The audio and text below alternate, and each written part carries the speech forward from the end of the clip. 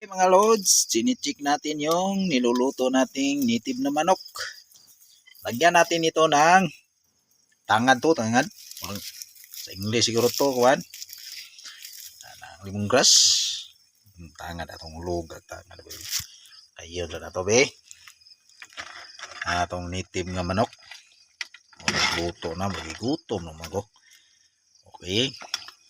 Buto nga natin itong tangad para to sa high blood. High blood ba?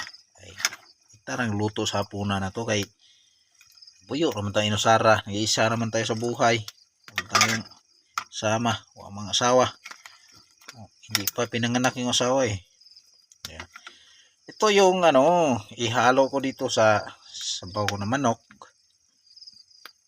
Ano to eh, dahon. Pero para itong okra, parang okra, likway ang tawag ito. Naglalaway ito eh, naglalaway. Ayan. Naglalaway ito eh. Maganda to sa may arthritis ka. Arthritis. Iba din to sa dahon na itong itawag ng kasayas. Eh, yan eh, kate. Yan, ilalagay ko muna. Tapos na itong hinugasan. Parang okra to. Masarap to sa kung may arthritis ka sa mga joint mo. Kasi naglalaway to eh. Ang okra talaga to. Pero dahon, hindi tulad ng okra na bunga.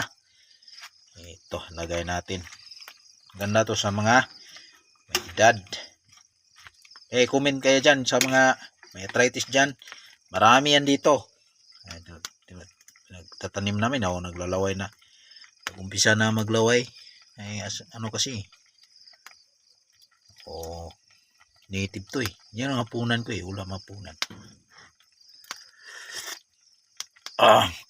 Sarap.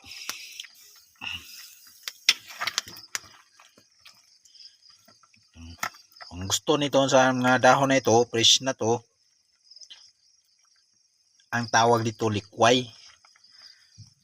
Ang dito, parang okra talaga.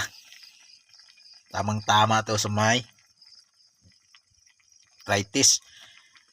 Yung mga kasuan mo, yung mga joint mo na sakit na. Pag yung gusto nito, sinong gusto,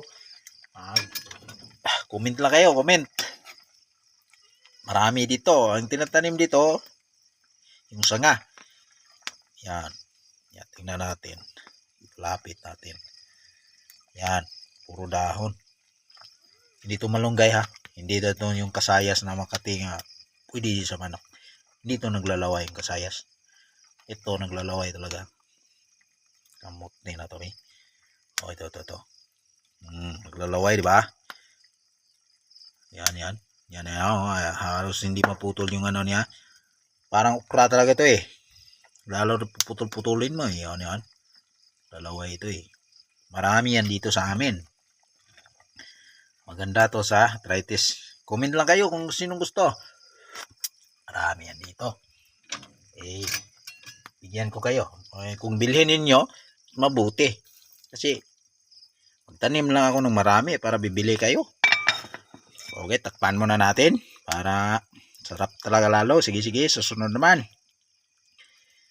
Okay, tips yan para sa arthritis na naglalaway na. Kain na tayo maya.